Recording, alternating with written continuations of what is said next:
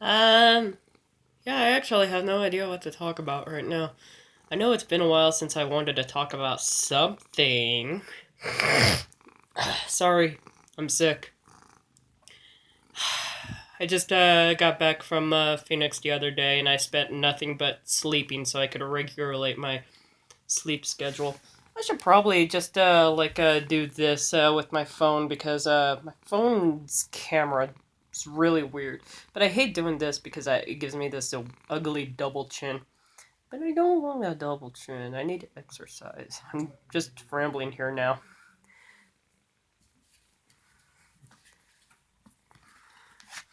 This is a good series, and I have a cat cuddling me. If you've ever read Earth's Children by Jean M. L. I don't know how it's pronounced. But I am quite interested in fictional, semi fantasy type series that do go into depth about how the world was like back in the day. This one talks about Cro Magnons and Neanderthals, and it has a lot of stuff about, uh, you know, what the plants and the wildlife were like back then, and the terrain and everything. Has pretty much everything you kind of need to know. Anything else is speculative, like how you know the Neanderthals, got it on with each other, and how the Cro-Magnons got it on with each other, and how they responded to cross-species breeding, and how they may have responded to like a half-breed Cro-Magnon Neanderthal child. Dabbing. I hate dabs. But regardless, it's fascinating because it does go into a lot of stuff, such as, you know, it kind of educates you on a lot of herbs and a lot of weapons they may have used, and what the kind of material the weapons were made out of, and what kind of medicine the plants were used. Like willow bark could be used to help, with pain like headaches, and wild cherry bark could be used with cough. I don't know what could be helped with my sinuses right now, so maybe I could go digging through here.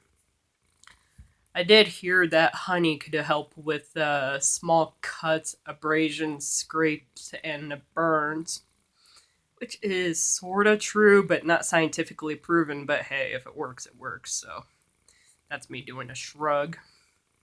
And there's another series, but it's more Celtic fantasy, pseudo spiritual, because it has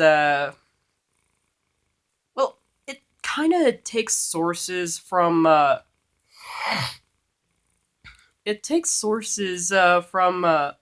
Celtic mythology and Judeo theology. Kind of like God, the devil, creationism, angels and demons. But instead of a heaven and hell, there's just basically the underworld. Kind of like there is in Celtic mythology, where they believe that it. I don't know what they believed if you died, but they just believe that there's an underworld, and it's a place with all these fair folk like Tuatha De Non, and basically they're supposed to be like gods and uh, I think even spirits of fallen people, like your ancestors and whatnot. And it has all that. And it not only talks about, species that I wasn't familiar with, like Auruk or Auric. It's spelled Auroch.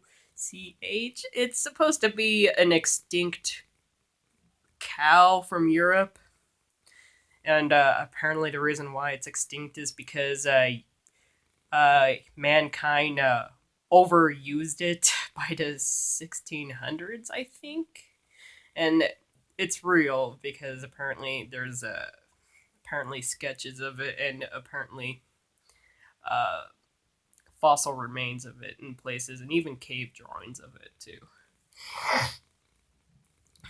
And there's other things in there. What else is there? I was talking about it a lot, and it's a really good series. It's called The Faithful and the Fallen, and it has a sequel series. I don't remember what it's called. I haven't gotten into the sequel series. I was more enamored with Faithful and the Fallen, and the sequel series kind of sounds a little young adultish. And it is a young adult series about this thick.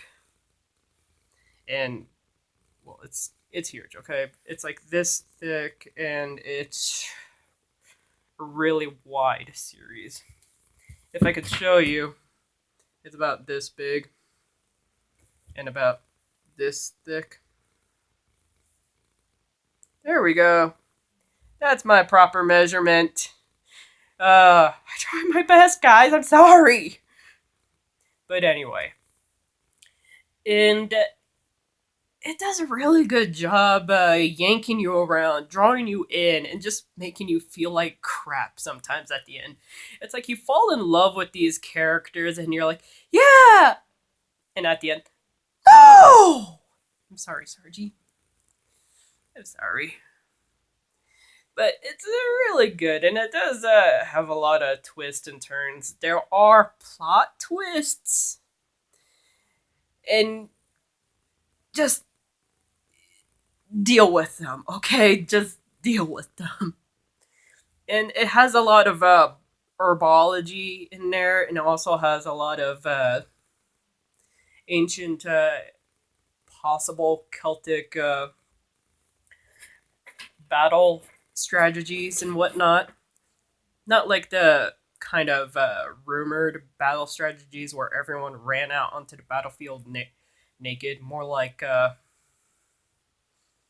that is one thing that Celts did back in the day, but there's other things they did. Okay, come on, give me a break here. But there's other things they did. And there's also like other things.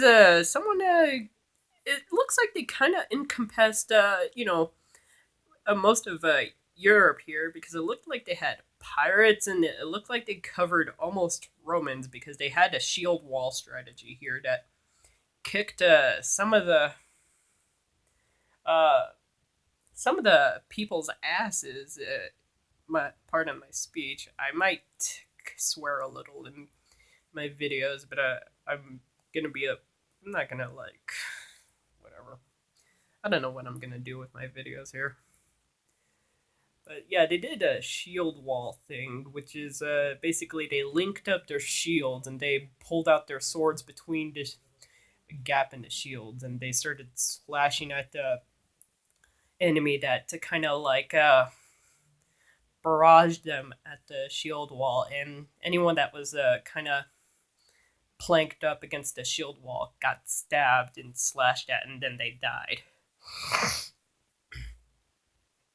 And there was actual some strategy here and there, and it had a lot of animals in it, and there was even other races of humans like giants, and they kind of looked, from what they were described, they were kind of described pretty much. I would probably have to, like, if I had to go ahead and post a picture of it, send a link of it in my. I don't know. It's gonna be really hard to explain. They're kind of like, from what I know, they're kind of like from what they're described. They're They're huge, but the men have like these whiskery type mustaches, and the women have this wispy type hair. And every time they kill a human, they get this thorn shaped tattoo up and down their bodies. Like, and each thorn is supposed to represent a human, which is type, which is kind of cool. So yeah, those are small things in the series, and I don't know. I'm just mostly into this sort of thing for world building. And if anyone has a series that they're into mostly for world building, comment down below if they like a book or a series for world building. Please do, because I would like to hear what you have to say. Thank you. Bye.